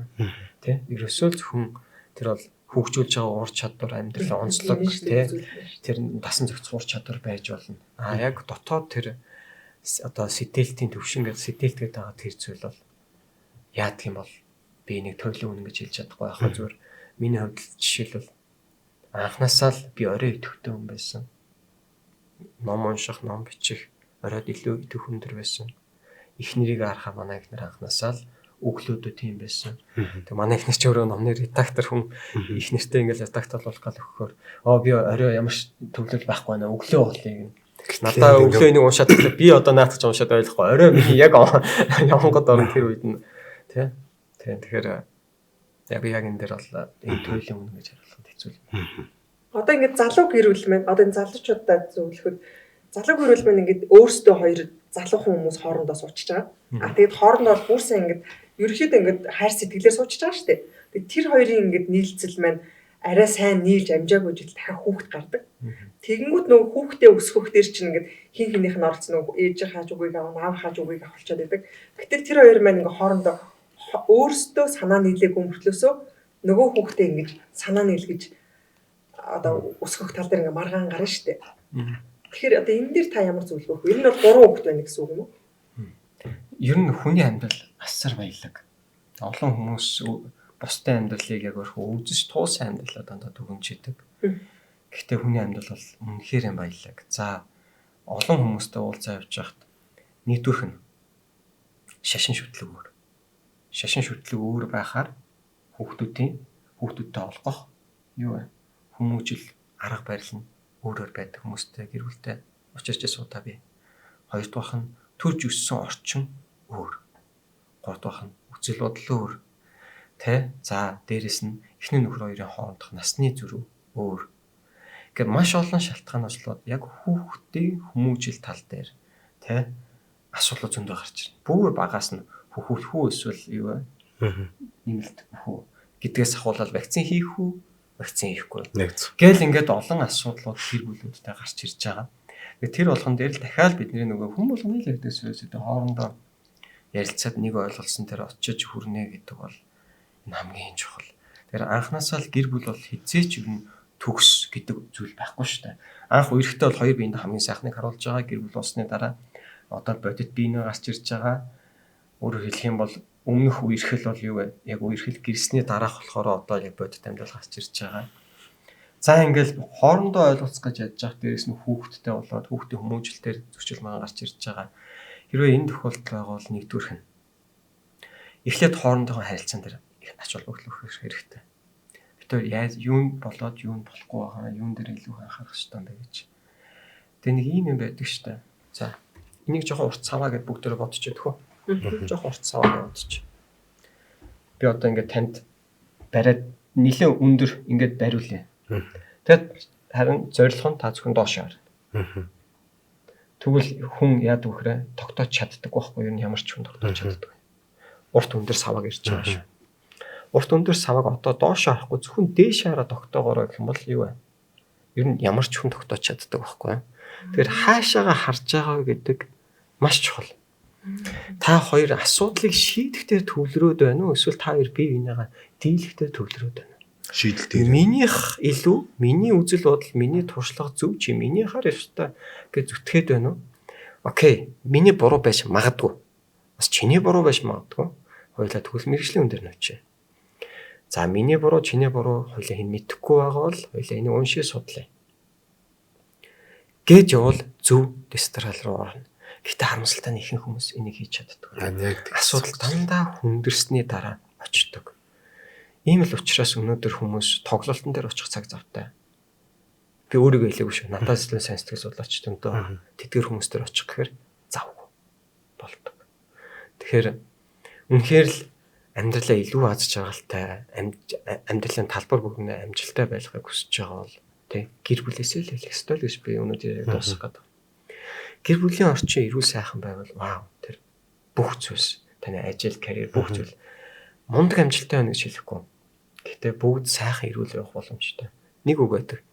Доктортой гэр бүлийн харилцаа, доктортой ажил амьдралын үндэс. Мундаг, мужик байж болно. Салбартаа олон жил ажилласан байж болно. Гэтэл гэрээсээ гарахдаа эхнэр нөхөргөр хүүхдтэй асуултаа гарсан ажил дээрээ төвлөрөх бүтэмжтэй байх маш хэцүү байдаг. Тэгэхээр энэ суурьа бүгдөө маш сайхан тавья. За энэ чинь нас хамаахгүй шүү. Тэ? 20 эдэн настай дүүнер байна уу? 30 эдэн настай дүүнер байна уу? Одоо 40 хүрч байгаа миний үеийнхэн байна уу? Тэгээ дээшээ байна уу? Хамаахгүйгээр бие биенийгаа дийлэхдээ төвлөрөөд байх биш. Харин нэг зорилго, нэг асаарныхаа төлөө суралцдаг байвал маш сайн. Тэгээ би яриагаа ингээд нэг жоохон зэгцлээд дуусгаатай. Ойлгомжтой болоод нэг эхний нөхрийг эхлээд судлах хэрэгтэй. Яаж ярил битээр хонд хэрүүл болдсон, яаж ярил ойлголцол болд. Миний эхнэр нөхөр хизээ идэвхтэй хизээ идэхгүй байдаг. Эхний нөхрийгөө маш сайхан судлах хэрэгтэй. Хоёрдугаарх нь хүүхдийн хүмүүжил дээр. За үе болгон өөр гэдэг одоо хүн болгон мэддэг болсон. Тэ? За жишээлбэл манай 80-аад оныхан бол хурдхан шиг цадахынсан гэж бодож ирсэн. Одооны хүүхдүүд хурдхан шиг турхансан гэж бодож байгаа. Миний үед юуг идэх вэ гэж бодож ирсэн бол одоо юуг идэхгүй вэ гэж бодож байгаа өөр байгаа. Тэгэхээр би ингэж өссөн хүүхдээ яаж хүмүүжүүлэхээ би мэдэж байна гэж зүтгээд байхаас илүүтэйгээр эрэл хайгуул хийгээд суралцаад нэг ойлголттой болж аваад хүүхдээ хүмүүжүүлэл маш сайхан 3 дугаарх нь гэр бүлээрээ хамтдаа хийдэг ямар нэгэн зүйлийг олж аваад тэ ядас хардаа нэг удаа тэрийг хийдэг байх юм бол гэр бүлийн бонд гэдэг байгаа тэр холбоо нэнтэй холбоо чинь маш сайхан байх боломжтой. Тэнцээ яг үндэ эдгэрэл хин хинийх нь хувьд болж байгаа. Тэгэхээр энэ цаг хугацааг эрхэмлээрэй л гэж хэлье өсч. Хүүхдээ. Эхний бүр хамгийн ихний дугаар дээр одоо үдсэн хүмүүс байхгүй бол та бүхэн бас хамгийн ихний дугаар руу орох юм бол амьдралаас мэдрэх жижиг аз жаргалуудын сэдв дээр бас би нэг ярьсан. Тэр нь юу гэхээр тэр үед чинь нөгөө дөнгөж 10 сарын ихэнх үе байсан нөгөө цас ордог. Тэгээд цас оронгууд би нөгөө төвлөлтөр гэдэг жоох хүүхдээр одоо яриад шүү дээ. Хүүхдээс дээр ярьж байна. Цас оронгууд би бүх цаг үед те энэ бүх өвлүүд цас ороход л би тэр нэг шинжлэлийн тэр мэдрэмжийг авдаг байхгүй. Гэтэл зарим хүмүүс ингээ зарим үнтэй засны талаар яхаар өөлээ. Өвлийн дууг солио хүчдэг юм уу? Хүлээж авч байгаа онцгой шүү. Гэтэл би яг хамгийн анхны засны дээр шинжлэлийн тэр мэдрэмжийг авдаг. Тэгээд дараа нь миний нөгөө дуртай баяр цагаан сар. Тэр цагаан сарын битүүний нэг үнэр байдаг. Одоо бууз тэгэл олон цугалтсан салаад тэр үнэрүүд яг энэ хоёроос айгүйх тэр мэдрэмж авдаг. Тэр нь одоо ботход мэдээж ингээд том болоод өөрөө бас 2 хүүхэдтэй болоо их нэртэй болоод тусдаа гараад ингээд сүүлийн 8 9 жил амьдарч байна. Тэгэхэд тийм гоё аз жаргалтай байсан гэдэг байхгүй. Тэр хүчүүд гэртээ бууж гэндэг ч гэх юм уу. Шинжлээ ингээд цонхон дээр 100 мөр зурдаг ус шүү дээ. Тэр боломж гэх юм уу. Тэр талаар та бас над шиг хүмүүс ч байгаа шүү дээ бас. Манай уухийн яг бас ийм л байгаа. Тэгэхээр энэ гоё мэдрэмжийн талаар бас өнөөдөр чинь Life is Good гэх подкаст байна. Шидэн байна, аз жаргалтай хүүхэд байна. Гоё энэ дурсамж шинжилтэй холбоотой гоё аз жаргалын талаар хуваалцъя. За тийм. Тэгэхээр сая бид нэр яриад өнгөрсөн шүү дээ. Бид нэр цаг хугацааг шин зүйлсээр хэмждэг тийм. Тэгэхээр яг саяны энэ зүйлс биднэрт маш их хэрэгтэй. Би нэг аль болохоор хүмүүст хэрэгтэй өнцгөөс нь тайлбарлаа те. Та ярт маань бас сонирхолтой байж магадгүй. За. Сая таны яринд нэг ийм зүйл анзаарчихсан. Юу байсан бэ гэхээр би бол тэр цасыг ингээ мэдрэхэд маш гоё аз жаргал мэдэрдэг. Тэгсэн хүмүүс болохоор юу яриад байгаа өвлийнхаа дугуйг солиог баг засварчлаа. За манай салбарт Psychology of Scarcity гэдэг нэг ойлголт байдаг. Энэ бол хүний амьдралд ямар нэгэн зүйл дутх үед хүний сэтгэлгээний цар хүрээ нарийсдаг. Өөрөөр хэлэх юм бол дуранг харж агаад эсэргээр нь харахаар fade away ингээ аслагдчихж байгаа тэ харж байгаа зүйлс маань аслагдчихж байгаа. Тэгээд тэр зүйл жижигхэн болж харагдана. Өөрөөр хэлэх юм бол хүний амьдралд ямар нэгэн зүйл дутх үед хүн зөвхөн тэр хэцүү дутаад байгаа зүйлээр төвлөрөнгүүд зөвхөн тэр зүйлс харагдаад бусад бүх зүйлс юу гэсэн үг вэ? Харагдгаа болж байна гэсэн үг. Магадгүй тэр хүний хувьд санхүүгийн хувьд магадгүй хэцүү дуугаа солиог байсан бол юу вэ? Зөвхөн дугуйл бодог. Магадгүй таны дуугаа хийцэн байсан. Өөр нэх амар хүн санаа зовхоор зүйл байхгүйсэн бол юу вэ? Та тэн дээр enjoy хийж байгаа тийм мэдэрч байгаа ямар гоё цас. Тэгээ юуны талаар ярьж байгаа нөхөр амьдрал бол ерөөсөө л тэр чигтээ уналт бас босолт. Миний зүгээр харж байгаа юм зүгээр. Өөрийгөө ингээ харахаар би 22 онд 3 том хаалганд орсон. Дахиад өнөөдөр шиг босоо зогсож байна гэд хүлээл надад байгаагүй. Тэ? Унах босох үе хүний амьдралд маш их. Харин яг тэр унтсан байгаа үедээ миний амьдралд юу болохгүй байгаа гэдэг дээр төвлөрөөл байх юм бол таны амьдралд болж байгаа бүх бос сайн сайхан зүйлс харагдах болно. Зөвхөн тэр болохгүй байгаа зүйлс. Яг тэр үедээ энэс гадна өөр тэгтээ миний амьдралд болж байгаа зүйл юу байгаа вэ гэд жаахан тархиа задлаад харах үед хүний амьдрал илүү аз жаргалтай болж байгаа. Тэр аз жаргал яг таны хэлдгээр асуудал байж болно. Гэтэ надад баярлууштай зүйл юу байна вэ? Тэр цас байж болно. Бидний хідэн өнөөдөр өглөө босоод би хорт авдаргүй сэрлээ гэж баярлдаг бол харин бидний хідэн яаж өглөө босч ажилдаа явна. Эсвэл яаж босож хоол унд хийж хүүхдүүдтэй өглөөний цайг нь бэлдэнэ. Хідэн өглөө босоод цай ундаг нь бэлдэж хүүхдтэй байгаа дээр grateful буюу талархаж байгаа бол. Тэгээ талархал гэдэг бол тийм ээ те. Яг нэг жижигхэн зүйлсээс эхэлж биднийг аз жаргалтай байлгаж байгаа нь. Байнгын болохгүй бүтэхгүй байгаа зүйлдээ төвлөрөөл байх юм бол бид нэр амьдралаас аз жаргалыг авах тэр боломж байхгүй болж байгаа. Тэгэхээр таны жишээ надад маш сайхан байна. Үржинтэй тэр үнэр магадгүй та бах та авчихсан тэр үнэр одоо хүртэл танд тусламж байна. Эсвэргээрээ ингээд ангийнхан 20 жил уулсан дээр очиход манай ангийнхны нийтлэг ярьж байгаа зүйл нэг мэтгэд 20 жил өнгөрч ямар хурд юм бэ гэж. Ямар ч шин зүйл байхгүй, ямар ч гоё зүйлийг мэдрээгүй бид нар ингэж өнгөрч байгаа. Харин энэ цаг хугацаа бүгдөө мэдрэх зүйлээ бол мэдрээд аз жаргалтай өнгөрүүлнэ гэдэг бол аз жаргалтай одоо яг одоо 12 сар хүн болгоны хувьд бол тий баярын мэдрэмжтэй ийм сайхан цаг хугацаа байгаа. Тэгээд баярын эдгээр өдрүүдэд бид гурыг сонсоо сууж байгаа хүмүүс миний амьдралыг баярлууштай тэ сайхан болгох зүйл юу байгаа вэ гэх нэг төсөөлөд үзээрэй. Цаанаас л таны дотор нэг тэ нүүрэнд инээд тодроод эхэлж байгаа гэж би итгэж байна. Тэгээд анзаарж байгаа бол ер нь Монголын бүх бизнесийн байгууллагууд одоо бас их сургалтууд авдаг. Энэ дэлхийн аль ч улсад тэ. Яагаад сургалтууд аваад байт юм болоо гэж бодож ирсэн үү? Яг нэгч бодож ирсэнгүй одоо зөв танаас сонсохоор нэг ажилтнаа хөгжүүлчих гээд эсвэл кэрлэл хүний нөөцийн бодлого байт юм болоо. Оны сүүл юм л тий.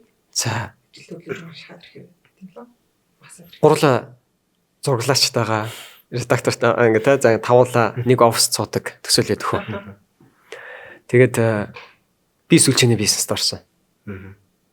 Та хэд маань яах магадaltaй вэ? та шинээр манай бизнес ороод уу? Гэхдээ бүгдээр нэг оффист ажилладаг. Би сүлжээний бизнест орсон. Сүлжээний бизнес гэсэн тийм. Та хэд маань яах магадaltaй? Айгу асуух баха. Сүлжээний бизнест орох магадaltaй. Ордоггүй мэхэд бараа бүтээтгүн авах магадaltaй. Ямар ч заах бол за авахаа болий. Тухайн бараа бүтээтгүнийн талаар мэдлэг мэдээлэлтэй хэлэх гээд байгаа санаа маань. Бид нэр оршин байгаа газар болгондоо асар их нөлөөллийг үзүүлж байгаа. Гэр бүлдээч тэр, ажлын байртаач тэр. Бүх газар. Ийм л учраас өнөөдөр бизнесийн бүх байгууллагууд ажилчтайгаа хөгжүүлээ, тарилцаа хандлага, өөр мэдлэг юу гэдэг бүх тал дээр нь хөгжүүлж байгаа. Тэгэхээр бидний нөлөө ямар чухал вэ гэдгийг л харуулж байгаа. Яг үн шиг. Өнөөдөр та гэр бүл рүүгээ хэрхэн яаж орж байгаа вэ гэдэг. Таны гэр бүлч гэсэн асар их нөлөөллийг үзүүлж байгаа. Гэхдээ би хуурамчаар хий, дүр эсгээд хэдэн ууртай байгаач инээж ор гэж би хэлэхгүй. Миний хэлэх зүйл бол амьдрал таагүй зүйл тохиолдож байгаа бол тэр стресс бухимдлыг тухай бүрт нь гаргаж ил байх юм бол энэ стресс бухимдал хүнд дандаа боломжийг олгож байдаг. Стресс бухимдал асуудлуудаа удаан хугацаанд хадгалах юм бол энийг бидний гутрал руу оруулж байгаа.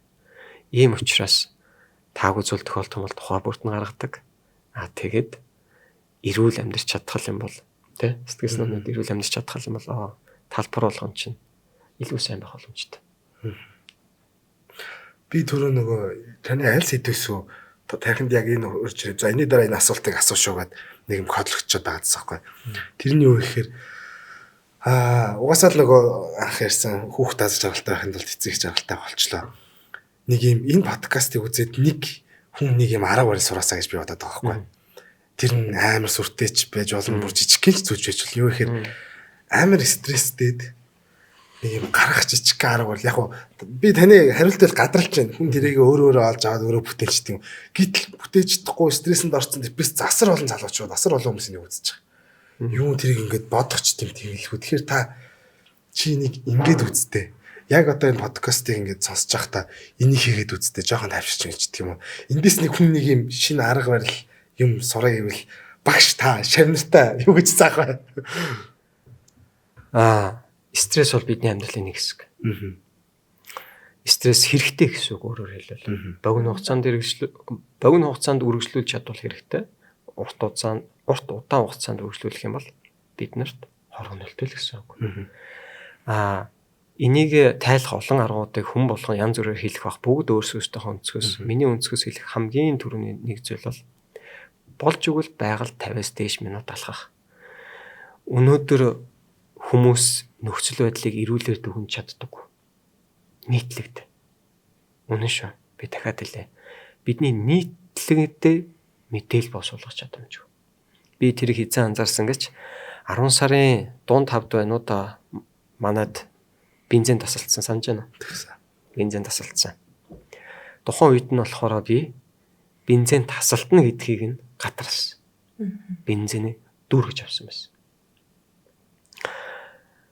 Яг энэ талаараа бичих үед хүмүүс энэ муусай юмнууд олонний танилуд мэдээлэлтэй ойрхон учраас мэдсэн байна гэж ууралж. Үгүй. Хэрэгтэй хэрэггүй мэдээлэл биш, би хэрэгтэй мэдээллийг хайхыг хүсдэг. Юмд эргээр эсвэл сөргөөр хандах нь буруу гэж би боддог. Миний өнцөг шүү. Ямиг эргээр харах эсвэл сөргөөр харах нь буруу. Ямиг эрүүлэр харах нь чухал. За байгаль 50-аас дээш минут яагаад алхах нь чухал вэ гэдгийг одоо тайлбарлая. Маш олон давуу талуудтай. Нэгдүгээрх нь хүн байгаль 50-аас дээш минут алхах үед нөхцөл байдлыг эрүүлэр дүгнэж чаддаг.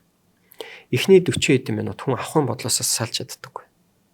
Хүүхдээ усанд оруулан маргааш хичээл, сургууль юу гэлээ, байрны мөнгө, сөөг мөнгө, уцны төлбөр олон зүйл. 50 дахь минутаас хүн яадаг вэ гэхээр ямиг эрүүлэр харж эхэлдэг. Яг надад тохиолдсон байгаа асуудал юу юм? Миний шийдэж чадах зүйл нь юу юм? Шийдэж чадахгүй юм зүйл нь юу юм? Өөрөөр хэлбэл аль нь надаас хамааралтай байгаа? Аль нь надаас хамааралгүй байгаа?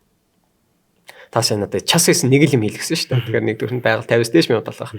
Эхний давуу тал бол нөхцөл байдлыг эрүүлээд дүгнэх. Гэхдээ бидний дийлхэнд нь юм байдаггүй гэдэг та мэдвэ. Нэршээ. Хүмүүс өнөөдөр бодох завгүй байдаг. Харин шүүмжлэх завтай байдаг. Ямиг сайн эрүүлэр хараад дүгнэх юм бол бүх юм дандаа тодорхой байж байдаг. Яг энэ асуудал нь юу юм? Би шийдэж чадах юм уу? За хоёрдугаарх нь мэдээж хүчил төрөж. Тэ? Ярианы эхлэлд би хэлжсэн шүү дээ. 4 зүйлийн нөхөд нь нойр, хоол, амралт, цэвэр агаар гэж хэлснээр санаж байгаа хэрэг. Цэвэр агаар тань маш их хэрэгтэй. 3 дугаарх нь бие буюу харагдцсан. Тэр эдгээр бүх зүйлс таны тарих болоод биед маш сайхан тайвширлыг өгөх боломжтой учраас үнэхээр их стресстэй байгаа бол байгаль 50-аас дээш минут гараад алхана гэдэг хамгийн сайн зөвлөө. Гэхдээ манайхан ингэдэг. Надад босон жишээ шүү. Зөвшөөрөл аваад ярьж байгаа шүү. Хошин жишээ учраас би асууж ирсэн. Японд амьдардаг залууд ингэж хэлээд хэсэг хугацааны дараа уулзав. Тэр залуу надад хэлж ирсэн. Нэрэ таны хэлсэн үнэн байлаа шүү дээ. Япон сэтгэл судлаачтай хэлсэн чи яг ижилхэн зөвлөгөө өгч илээ гэж. Байгаль 50-аас дээш минут алхаарай гэж. Тэгэхээр энэ бол маш том давуу тал. Гэхдээ эцэст танаас л алхам арахгүй л энэ юу ч болохгүй. Хүмүүс бүгдөө хүсдэг нэр шүү. Хүмүүс хэрэгжүүлдэг. Зарим хүмүүс өөрийнхөө төлөөч байх ямар ч хүсэлгүй байдаг. Энийг оруулсан ч болно, хассан ч болно. Та хэд мэн зүгээр хошигнош шүү заяа. Дэлгүүр орсон юм а би. Костюм бичигний газар 11 цаг 30 минутанд би яваад орсон. Тухайн дэлгүүрийн лангуу болгон хаалттай, лангуу болгоны гадна талд шилэн хаалтан дээр нэгэн бичиг байна. Юу байгаа бол гэж бодоод утас байгаа гэдэгт нь итгээд уцаад аваад очив. Тэгээ залгасан. Тэгээд залгана шүү дээ очив. Тэгсэн тэр цаасан дээр нэг ийм бичиг байна. Landlord буюу түрээслэгч нь. Түрээслүүлэгч нь гэсэн үг тийм. Түрээслэгч та бүхэн цагтаа онгохгүй байгааг улмаас үйлчлүүлэгчид манай дэлгүүрээс ирж үйлчлэл авахгүй штэ гэж бичсэн баг. Гэвцсэн баг. Хин түрээслүүлээд хин түрээслээд байна гэдэг утгаа алдсан байна гэсэн үг. Өөрөөр хэлбэл хүмүүс өөрийнхөө төлөө ерөөсөө байдаг. Ийм учраас би яриа эхлэхдээ миний хэлсэн уул нь үг өгүүлбэр болгон цаана утга агуулгатай. Юу гэж хэлсэн бэ гэхээр их цөөхөн хүмүүс бидний яриаг сонсч чадна. Яагаад гэвэл хүний нас үз тул самдалаас шалтгаалж хүний чухлын ирэм бий вэ? Өөрчлөгдөж байгаа. Өнөөдөр би дуран ярьж байгаа зүйл бол хүн болгон амаараа бол хүүхдээ азж байгаа гэр бүл чухал. Яг бодит амьдрал дээр үйлдэл болгоход хиддэн чухал байгаа бол. Тэр зөвхөн амар биш шүү дээ. Үйлдэлээр л тэр үнэн байна. Үнэхээр таны хувьд гэр бүл үнцэнтэй бол та хидцээ хамгийн сүүлд яг ихнэр хүүхдүүд, нөхөр хүүхдүүдтэйгээ хамтдаа чанарлаг цаг гар утсаа хол тавьж байгаад миний охин, миний хүн, миний ихнэр, миний нөхөр юу мэдэрч чинь яамаар нэмээр байна. Тэ? Яг тийм гой халуун талаа уур амьсгалтай тэр цагаа та хизээ хамгийн сүүл гаргасан. Эсвэл зөвхөн та хамаараа ярьдаг хүн үү? Тэнгүүд яг одоо аюугаа шинжил мэдл ярьж байгаа. Би бас одоо сайн сэдвүүл орох гэж л да бас ханаас нь. Яг нөгөө хүний амьдрал чинь юм уналттай басалтай гэдэг шиг. Life is Good podcast-ийн дэмжигчээр Титэн Music Store Түмэн Малын 5 дахь хүрт байлж байгаа. Түүнээс биш бүтэн гэр бүл ярьчлаа бид нэр. Нөгөө дутууг ярихгүй бол болохгүй юм байна. Тэгэхгүй бол энийг скиплэх хүмүүс ч олон байна. Тэгээс дотроо тэгээд за тэгэл бүтэн юм чи бүтэн штэ л гэж бодох. Тэгэхээр дутууч байна, бүр байхгүй ч байх штэ. Тэр хүмүүст хандах байсан та юу гэж бодож байна? Тий. Яг уу тайзан дээр гарах болгондоо би маш олон хүмүүсийг хардаг. За дундаж тайз нэг 200 хүнтэй байлаа гэхэд тэр 200 хүн болгон дандаа илэг бүтэн тий амьдралтай юу үгүй. Зарим нь хайртай дотны хүмүүс нөгөөд болсон. Зарим нь гэр бүлийн амьдрал хоорондоо тохироогүй учраас тусдаа амьдарч байгаа хүмүүс байдаг. Тийм учраас үргэлж болгоомжтой нэг хэлдэг зүйл бол хинч анханасаа гэр бүл болохдоо салъя гэж гэр бүл болдоггүй. Тэрийг ойлгож байгаа. Хэрвээ энэ ч ганц би аав, ганц би ээж байгаа бол гэж хагаад захиж хэлэх зүйлсээ бидэнд хэлхийг хичээдэг. Тэгэхээр ер нь амьдралд өөрийгөө буруутгах үе зөндөө байдаг. Гэтэ болоод өнгөрсөн зүйлс биш. Одоо ирээдүйлөө харах цаг. Та өөрийнхөө хүүхдийг хүмүүжүүлэхэд юуг хамгийн сайн хийж чадах вэ гэдгээ хийж яхад л энэ хангалттай сайн. Өөрөөсөө л тий би юуг хийж чадах вэ гэдгийг хийж яхад. Тэгээд тэрнээс бусд нь бол бидний удирдах зүйл биш. Тэгэхээр өнгөрсөн юм дээр бол яг өнгөрсөн гэж хэлж болохгүй. Миний хэлсэн санаа бол өөрөө шалтгааллах зүйлсийг бүгдийг нэг. Хнийг бол ингээд жоох байж байгаа мартуулаад ингээд нэг аргалчдээ шүү дээ. Ер нь хүүхдийг нэг дундаж нас хүртэл аз жаргалтай байлгахыг ээж аваа контролдод ер нь аз жаргалтай байлгаж чаддаг гэж би боддог байхгүй юу? Тэгэнгүүт одоо нэг дунд нэг 12-оос нэг 16 нас ч хүртэл ч юм уу. Нэг бол нэг 14-өөс 18 хүртэл ч юм уу. Яг нэг ийм насыг нь аз жаргалтай байхад ээж аавын контрол оролцоо хэр их нөлөөлж чадах вэ? Тэр хэд ч нэг харцангуй том болчихж байгаа болохоор гаднаас юм нэг хүлээж авч чадахгүй болчихж байгаа шүү дээ. Одоо шууд би дунд нь ингээ байж яснаа нэг за манай хангаас гоё гарч ингэхүү гэж одоо бол хүүхдүүдэд баярлуулчих. Тэгээ тийм болцсон үед эцэг эхчүүд тэр хүүхдүүдтэйгээ яаж аз жаргалтай болох вэ? Тэднэртүүдийг яаж хандвал хэвтэх юм бэ тийм. Одоо баг багт нь хамаагүйсэн бол том болохт нь бүр их ээж аавар ингээд юм баригдмал болоод за нөгөөх маань бас гомдчих юм болоо за нөгөөтгөнд зориулаа амьдрах юм болоо яа тийм бол хүүхдэд өсвөр насны хүүхд өнөө бага насны хүүхд өнөө хамаа байхгүй аз жаргал гэдэг бол хүрээл хэмдэ байгаа. Зөв. Яг хоо илэрхийлж байгаа арга барил нь л өөр болохоос. Тийм бага насны хүүхд бол уйлж өөртөө тайтгарал хэрэгтэй байгааг илэрхийлж байгаа. Өсвөр наснаар бол ууралж илэрхийлж байгаа. Гэхдээ хүүхэд юу гэж үнэхээр чи хизээ хамгийн их аз жаргалтай байдаг вэ гэдэг асуултыг уржигтар би за жүжигчин ганц мэгтэр подкаст юу хийж байгаа байхгүй юу? Тийм соёлын контент хийж байгаа. Тэгээд үеийнгийн дээрлэлтийн эсрэг контент уржигтар зураг авалт хийсэн. Тэгээ бид нэр нөгөө хүүхдүүдтэй яриа сууж ирсэн юм бэ. Та нарын хувьд хизээ хамгийн их аз жаргалтай байдаг гэсэн чинь тэндээс хүүхдүүд хамгийн их хэл сайруулна юу болсон гэж. Гэт ээж аав бүгдөө хамтдаа аз жаргалтай байхад тий бүгд инээлдэж яхад би хамгийн сайхан аз жаргалтай байдаг гэж хэлж ирсэн. Тэгэхээр үнэн одоо бис хоёр хүүхдээс хизээ ингээд та хамгийн гоё байдаг байсан гот. Гэт ээж хоёр хоёулаа уурлаагүй инээгээ тий та ингээд тийм хоорондоо хөгжилтэй ингээ инээж яхад эсвэл та ээжийг үнсгэхэд надад гоё байдаг. Хөлнө. Тий тэгэхээр би юу гэж хэлж яана вэ гэхээр ерөөсөө л орчин. Цэцэг хүртэл тийм штэ. Цэцэг хүртэл нараа дагаж ургаж байгаа шиг. Тэгэхээр би өнөөдрийн яриа минь хамгийн гол зүйл бол ерөөсөө л хүүхдээ аз жаргалтай байлгахыг хүсэж байгаа бол та харилцаанд анхаар хэрвээ ганц би ээж аав хоёр байгаа бол тий хүүхдтэй хүссэн болгоныг авч өгөх нь тэр аз жаргал биш штэ. Бас л тэнцвэрийг тааруулах, гой сайхан хэлцэж чаддаг. Гэхдээ найз нь биш гэдгийг та үргэлж санах хэрэгтэй. Маш олон хүмүүс найз нь бай гэж хэлдэг. Би энэ 100% эсрэг үгүй. Таавал ээж аав нь boundary гэдэг хил хязгаар гэдэг юм байх хэрэгтэй. Таны хүндлэл гэдэг тэр зүйл байх хэрэгтэй.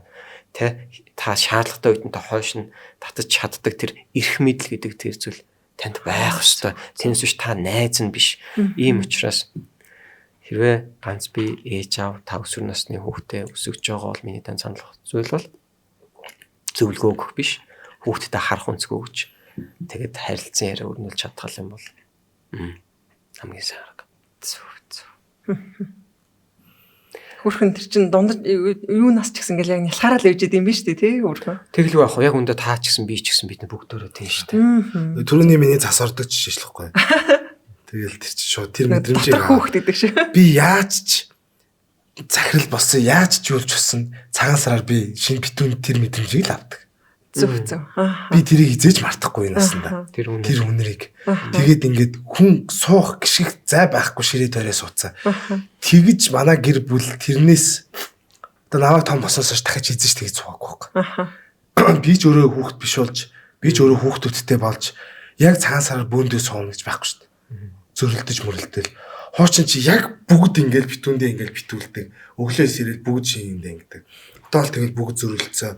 Манай энэ дараа энэ айл руу явах гэж байгаа учраас одоо ихлээр хөдөлгөөч гэх юм аа тийм болчиход шүү дээ. Гэр бүлээрээ оройн хоолоо иддэг үү? Гэр бүлээрээ бол арай хоолоо иддэг. Би нөгөө ийм юм дуртай учраас өөрийнхөө одоо гэр бүлийг эзэнт гүрэн гэх юм ба тийм. Би энийг заавал оройн хоолоо гэр бүлээрээ идэнэ гэдгийг яадаг. Одоо ингээд нөгөө ам бол гуруула 6 жил болоод тэгээд одоо ингээд манай ахын дөрөв манай ахынчтай гарцсан явчихин тэгээд тэгэхэд мэдээж яг ингээд гуруула суудаг байсан бол нэг зай гаргаал ахын суулгаал сандал дээшлээд ингээд хүүхдийн юу байдаг штэ.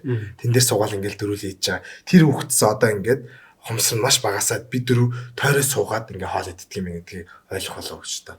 Одоо тэгээд мэдээж яхаа аргагүй гар утасны хэрэглээ яатсан хүүхд уцаа оролдоод байх юм бол би тэн дээр бол ширээний ардал шууд хатаа байлдаг. Уцаа байл. Тэ. Чи өдөржин уцаа оролцсон. Одоо хэдүүлээ тухтаа хоол идэн. Чи хоёр дэх юм бол юу хоол руу анхаарлаа хандуулж иддэг. Ямиг бол би шууд хүүхдтэй бол хатаа байлдаг. Би өөрөө бол үнэхээр одоо амжилт гарчааг бол тэр уцаа яг хоол идчих тал оролдохгүй. Тэ. Өстө гэр бүл айгуу контролдож чаддаг юм ба штэ. Тэгээд одоо нөгөө манай хүүхдэл заримдаа бол ингээд хоолоо бариад цаашаа буудлын руу явах гэж үүснэ. Гэтэ юм зориг нь ирэхгүй. Үнэхээр толгой дахин самуурцсан маш их сэтгэлийн өвөлтөө үедээ оролтон. Тэгээд би хөөш ийшээ суу гэхэд бол за гэж хэлээд. Гин цана хүү яана. Гэхдээ энэ бол би ихлэлээ гэж хэлсэн. Манай гэр бүл хоолоо магадгүй хэдэн жилийн дараа хамтаа идэхгүй байх ихлэлийг ер нь одоо манай уу тавьж гэнэ гэж хэлсэн шүү дээ. Одоо тэгэл баян хэрэлдээд хэлдэг. Шүүхт үнэхээр тэнд одоо идхийг одоо тэнд суугаад идхийг өсвөл явуулахгүй гэдэг ядаа явахт. Тэгэл түрүүний ярьдгаар 11 12 шилжилтийн нас эхлээл нөгөө өрөөндөө хоолоо иддэг болоод хэлхүүл хийдэг нэг тийм юм бол байна. Яг таны одоо хийлж байгаа зүйл дараагийн үе лөө очдөг гэдгийг мэдхүү. Маш том хөрөнгө оруулалт байдаг. Тэгэхээр энэ бол заавал ярих ёстой сэдв. Ер нь ийм байхгүй. Ингээд эцэг эхчүүдээр бид нэр ийм дадлага ажил хийдэг. Тэр юу гэхээр нийт 12 зүйл бичүүлдэг байхгүй. Сонирхолтой. Нэгдүгээр таны ээж аваар таныг хүмүүжүүлэхдээ хамгийн сайн байсан гэж бодож байгаа 3 зүйлийг та бичиж үзээрэй. За. Хоёрдугаарх нь таны ээж аваар таныг хүмүүжүүлэхдээ алдсан гэж бодож байгаа 3 зүйлийг та бичиж үзээрэй. Гуравдугаарх нь та хүүхдээ хүмүүжүүлэхдээ алдсан гэж бодож байгаа 3 зүйл.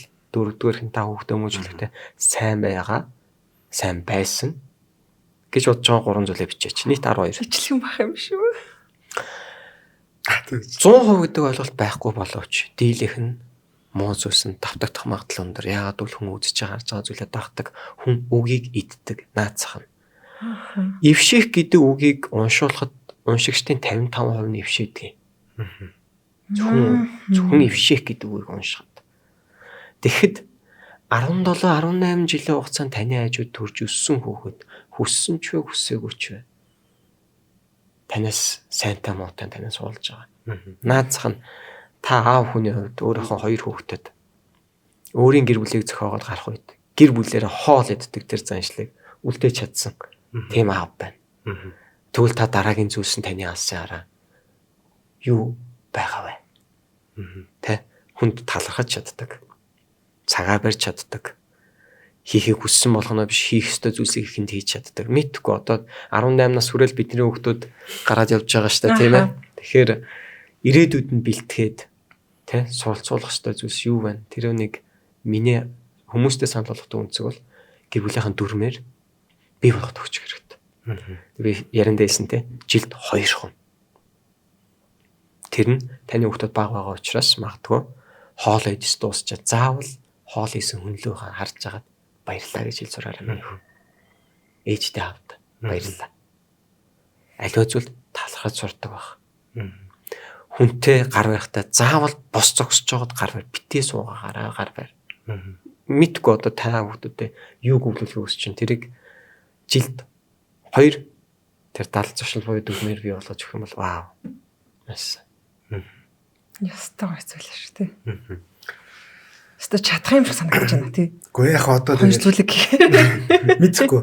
Түрүүний Наранбаатар маань хэлсэн ихэнд бол яг тэгэл одоо хэдүүл ингэ ярьж байгаа гэхээ яг сонсъё гэсэн сонсож байгаа хта.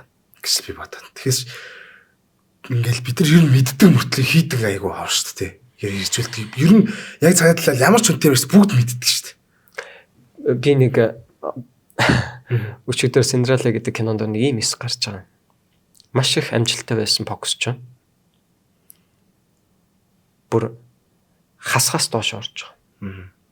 Хүүхэд нь хатгаа болоод гэртээ дулаацуулах боломж байхгүй.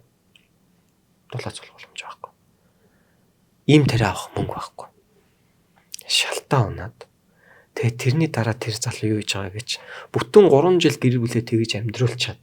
Тэр залуугийн буруу шилтэ угаасаа одоо уналтын үе байсан. Тэгээд хүүхэд нь хатгаа болоод үхэхийн даван дээр тэр залуу юу хийж байгаа хэрэг тусламж нөгөө те орон иргэн хүмүүс дээр очиод өгдөг тусламжийн газар очиод мөнгө аваад тусламж авч байгаа. Өмнө нь авах боломжтой байсан гэсэн үг байхгүй юу? Авахгүй байсан гэсэн үг. Дараа нь өөрийнхөө салбарын дээр очиод за би таныг бизнесийн салбар гэж хэлье, би сэтгэл зүйч дээр очиод гэж хэлье, өөрийнхөө салбарт эмч байлаа, эмч дээр очиод малгаагаа тавиад ингээд надад хоолны ч мөнгө алгаа туслаач гэж гуйж байгаа. Тэгэд тэр киноны дараачийн сцен дээр хүн тэр залуу маш их хөнгөрцөн байна. Хөнгөрцөн. Ойлгож байна уу? Бусад хүмүүс намайг юу гэж харах нь чухал биш болцсон байна. Тийм. Бүр ингэ шалтаа унаад хөнгөрцөн байна. Тэгээд ингээд нэг тийм чөлөөтэй мэдрэмж гоё ямсгаа авдаг шүү дээ. Тийм мэдрэмж аваад тэрнээс хойш тэр залуугийн тэ амьдрал баг багаар яаж өсөж байгаа. Тэр залуу тэр цагаас хойш бусдад алга ташуулах нь чухал биш. Зөвхөн хамгийн хайртай дотны хүмүүс буюу тэгээ яг хүн чадaltaй, хүн мөнгөтэй, хүн карьертай, хүн амбицтай явж хат ер нь хүнээс үг сонсоход хэцүү байт юм л. Тэгээ яг л сая миний ясна тэр Синдрелла гэх тэр гамшигтай бүтээл дээр гарч байгаа шиг хүн чадaltaй, мөнгөтэй, хүрээлттэй, амбицтай байх үед хүнээс өгж байгаа зөвлөгөө бол ер нь хүн болгонд л нэг тийм зөв үнэ гэсэн худлаа юм шиг санагдана. А хүн тэ тодорхой хэмжээнд нэг унж үзчихэд хэцүү байх үед бол хүнээс юм сонсч чаддаг. Тэгээ нэгэн эрдэмтний хэлсэн үг байдаг. Тэнэг хүн гэдэг бол эс дутуу хүнийг хэлнэ. Монхон хүн гэдэг бол өөрийнхөө үзэс туулсан амьдралыг туйлын үнэн гэд өөр үзэл бодлыг сонсч чаддаг хүнийг хэлнэ гэж хэлсэн байдаг. Айхтараа болго. За энэ үрээд ямар ч цаа одоо подкаст маань одоо дуусах цаг нь ч болж байна. Тэгээд бас хүүхдийг аз жаргалтай байлгах талаар бүх талаас нь ярилцлаа. Суурьаас нь ахуулаад нийгмийн хүртэл баг бүндээ ярилцлаа. Тэгээд сэдвэн анх эхлэхдээ айгу нөгөө жаргалтай баймаа гэж ярьсан чинь харахгүй нөгөө юм ярихгүй бол байнга жаргалтай байдаг юм байх болохоор ч тий бий болгож байгаа зүйл нь уул нь бид гурав чи эхлээд нөгөө хөшгөний цаана гэдэг шиг ордны тамхины цэгийн яриа гэдэг шиг уул нь жаргалтай бай гэсэн чи дунд нь яхаа аргагүй дипшхүүдээ дипрээд тэгээд ингээд явлаа л та. Угаасаа л хүний амьдрал юм болохоор нэг цагийн хугацаанд ч тэгээд энэ амьдралын ирээтэй бараатаа бүх юм гараад ирж байна. Тэгээд гоё шинэ жил ч одоо наастар орцсон гоё байна одоо надад би гэлтгүй одоо бүгд л энэ шинжлэлээр баялдаг л байлгүй дээ. Шинжлэлээр дургуун хавар байлгүй дээ. Тэгэхээр бас манай гол хүнд зочин байна. Гоё шинжлэлийн уур амьсгал оруулаад үзэж байгаа хүмүүстэй гоё мэдлэгээ дэвшүүлээд энэ дугаараа өндөрлүүлвэл гоё юм болов. Бас нэг уриалга үг байвал хэлээд тий. За тэгээд урьж оролцуулсанд маш их баярлалаа. Тэгээ бас бид гурван ярилцлагыг үзсэн та бүхэнд баярлалаа. Санал нийсэн зүйлс, санал нийслээгүй зүйлс олон байсан бах. Гэтэ яг өөрт хэрэгтэй зүйлсийг нь аваад амьдрал дээр хэрэгжүүлээрэй. Таны зассан жижигхэн засвар урт удаан хугацаанд таны хүүхдээр дамжуулаад таны хүүхдэд нөлөөлж байгаа маш их чухал цаг хугацаа байдаг байгаа. Тийм учраас хөгжүүлэх, засах зүйлсээ хөгжүүлж засаарай. Тэгээд шинэ жил гэдэг бол хүн болгоны хамгийн дуртай баяр. Одоо хүүхдүүдээ гацуур модоо засаал баярлал. Ээж аавын хувьд ч гэсэн хамгийн сайхан тэр мэдрэмжтэй цаг хугацаа. Тэгээд таны хүүхдийн хувьд ээж аавтайгаа өнгөрүүлж байгаа тэр нандин сайхан цаг хугацаагаа гэр бүлтэй байхдаа яг гэр бүлтэй бай өөрөө оршин тогтнодог гар утастай биш. та оршин тогтнодог. Хоолоо идэхдээ яг хамтдаа хоолоо иддэг. Хамтдаа ярилцахдаа яг та өөрөө оршин байгаад ярилцдаг. Тийм сайхан гэр бүлийн орчныг бүрэлдүүлээрэ. Та гэр бүлийнхэн төлөө байхгүй бол хинч хизээч яг тань шиг таны гэр бүлийн төлөө байхгүй учраас гэр бүлийнхэн төлөө эрүүл байгаарай. Хамтдаа аз жаргалтай олон жилүүдийг, олон шинэ жилүүдийг хамтдаа ухтаарай. Баярлалаа та бүхэнд. За life is good. Life is good. Дараагийн дугаар хүртэл түр баяртай. Маш та.